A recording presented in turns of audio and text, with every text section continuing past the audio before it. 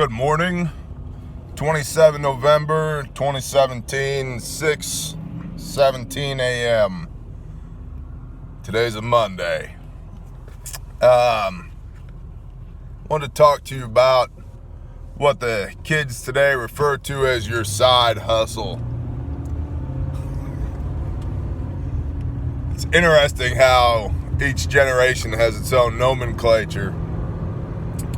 I think of it as side work, things that I do on the side outside of my regular job, which I am headed to right now. Each one of us has a skill set, a gifting, right? Our delights, the things that are imbued within us that we're good at, just naturally good at. My wife can see a 1/16 of an inch from across the room. You know, if something's not plumb or not level, she can see it. And once she sees it, she can't unsee it. But she has a very, very good design sense. She's an excellent artist. She does phenomenal paintings. And everything that she touches just ends up beautiful because that's the way God made her. Like, she just knows how things are supposed to look. She can't help but know how things are supposed to look. I build things. That's just what I do. Since I was a little kid, I would take things apart and put them back together again and make them work. I got in trouble one time when I was a kid because we had a VCR. And I was probably 7. And I wanted to know how does it work? What does it do? You know, I mean, I know you put a tape in there and pictures come out on the television, but how does that happen? So in the front yard, I took our VCR to the front yard and I went around to the garage and got some of my dad's hand tools. And I took the VCR apart in the front yard, in the grass. Checked it all out, put it back together again, and put it back inside the house, and I got caught. The reason I got caught was I got distracted and I didn't put my dad's tools back, and then so I had to explain why his tools were in the front yard, and because he was mowing the grass and he found them by accident. Yeah, it was a big mess, but I've always taken things apart and always put them back together again, and I just love doing that. So there's a passion that you have, whatever it is, that you can be using to earn extra income. And I bring that up because one of the biggest reasons that I hear from my friends and from other people that are relatively interested to remotely interested in preparedness is, I don't have the money. Well, look, I'm not rich. I'm not even close to rich. I'm blessed to be able to make it from paycheck to paycheck. But I am as ready as my situation allows me to be, and I consider that to be quite ready for a lot of different things. So, I mean, we've talked about before, but, you know, basic preparedness covers 90+% of whatever might come your way. All right? So, if I can do it, you can do it. Now, everybody wants a little extra money in their pocket, right? Okay. Get your side hustle on. Figure out what it is you can be doing with your, as PJF calls it, Pastor Joe Fox, your ample free time, right? What can you be doing? What should you be doing with that time? You know, 6 days ye shall labor. And I do. I work 6 days a week. And as a result, I have a considerably more is terrible English. I have considerably more cash flow because of it. If I can do it, you can do it. So, along that vein, I would recommend that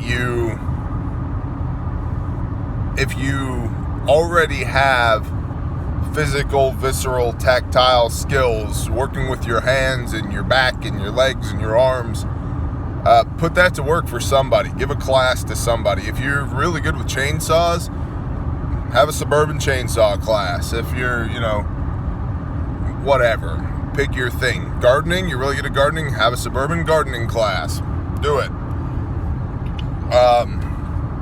I have this strange kind of niche going on where I've been in construction a long time, and there's a lot of homeowners that are willing to provide the labor for construction work, the lackey apprentice level, entry level labor, in exchange for a reduced rate to have the work performed in my free time. And that works out great because it creates an opportunity for me to teach them about what I'm doing and how I'm doing it, and what is, best practices, what isn't best practices, and what the code is, and yada, yada, yada. And I save my miserable shoulder and back from having to do the heavy lifting, literally and figuratively. So whatever, if you have a physical, visceral, tactile skill, use it to earn some money. If you don't, and you're thinking about setting up a side hustle, I would recommend that you find something that will be applicable now, but will also be applicable if in the event we have a long-term grid down situation or a long-term disaster situation or whatever. A great example of that is tree work and chainsaw skills, right? They're still looking for people with chainsaw skills in Houston right now. I get emails every day from Team Rubicon. We need a Sawyer level 2. We need a Sawyer level 3. Blah, blah, blah. We need people in Houston. They've got more trees to cut than they've got people to cut them. So, if you knew how to do that, you could make some money on the side, hold some classes, and it would still be a good skill to have after the balloon goes up, as they say. After the old Merde hits the ventilator. Gardening, that's an obvious one, right? How to keep animals. Not just keep animals, but animal husbandry. How do I take the 2 animals I have and turn them into a flock, right? Or a herd or whatever. Important skills to have. Butchering, dude. Butchering's the bomb. And if you know how to do it, there's a market for it. Custom butchering, yeah, I know it's expensive. There's a barrier to entry in everything you're going to do, folks. And there's lots of reasons why you can't do it. But there's plenty of reasons why you can, too. I have a real good friend of mine whom I love to death, who 3 weeks ago basically whispered into my ear, shit or get off the pot.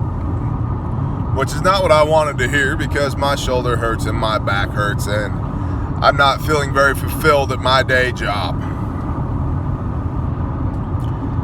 And there's some irons I have in the fire that need attention, or they need to be pulled out of the fire and forgotten, one or the other. So I have been in the process of shitting so I don't have to get off the pot, so to say. It can be done. It's not easy. It's not always comfortable. It's very rewarding. It's good for your soul, and it's good for your bank account. I made basically one pay period, 10 days worth of pay at my day job in 2 days. In 2 days. So that's a good deal, right? Christmas is coming. The fat man's got to put something underneath the tree. That stuff doesn't just happen on accident, right? It takes the sweat of your brow, the pain in your back, whatever, your arthritis. Get out there and do something. Move around, interact with the world physically, and try and figure out how you're going to earn an income now by doing it, and try and figure out how these skills are going to help you later if you ever find yourself in a situation where, as AVE on YouTube says, the angry pixies are no longer flowing out of the wall, right? There's no electricity. So there's some things that you don't know now that you could know that'll put some money in your pocket. Things to consider. Y'all have a wonderful day. Bye.